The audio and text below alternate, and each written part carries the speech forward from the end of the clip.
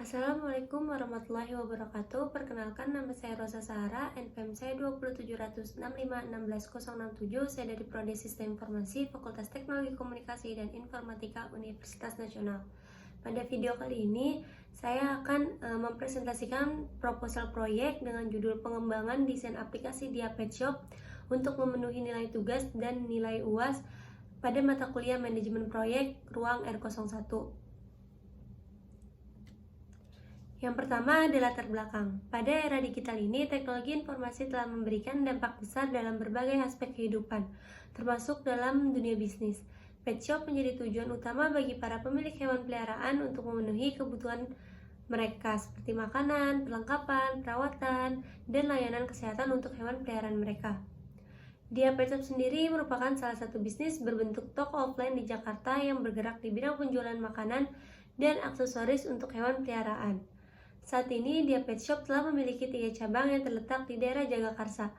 Rancangan aplikasi ini dimaksudkan untuk mempermudah para konsumen dalam melakukan transaksi di mana saja dan kapan saja dengan mudah. Rumusan masalah. Berdasarkan latar belakang yang telah diuraikan, maka dirumuskan pokok permasalahan, yaitu bagaimana cara agar konsumen dapat lebih mudah dan efisien dalam mendapatkan pelayanan dari Dia Pet Shop.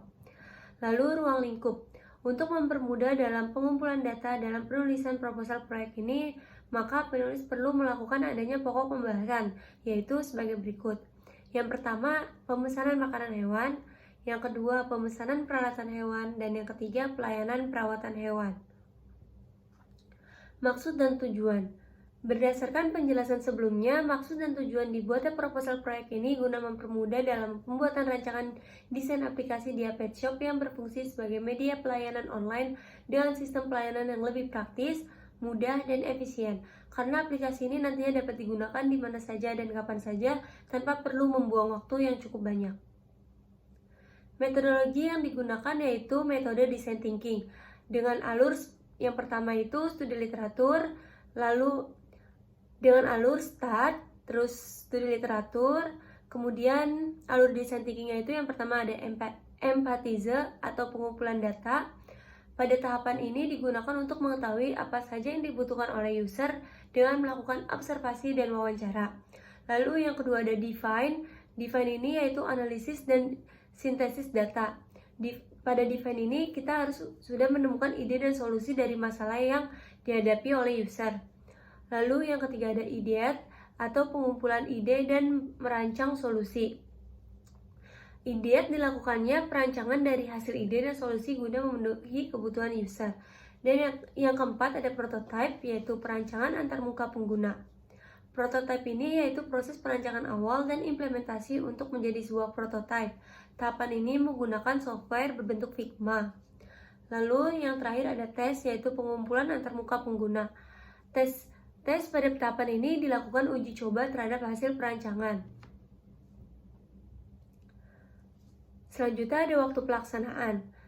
Tahap pengerjaan ini terbagi menjadi 5 waktu pelaksanaan, yaitu empathize, define, ideate, prototype, dan tes. Empathize ini dilakukan pada minggu kedua di bulan Juni, dan define dilakukan pada minggu keempat di bulan Juni juga. Lalu ideate dilakukan di minggu pertama di bulan Juli, lalu prototype dilakukan di minggu ketiga di bulan Juli, lalu tes dilakukan di minggu keempat di bulan Juli.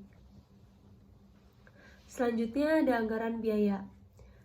Di sini ada 6 item. Yang pertama PC merek HP yang new, yaitu seharga 9 juta, lalu printer seharga 2 juta, biaya tenaga seharga 500.000, biaya akomodasi seharga 400.000, lalu ada pengujian seharga 350.000, dan pelatihan seharga 300.000 dengan total biaya yaitu sebesar 12.550.000 rupiah.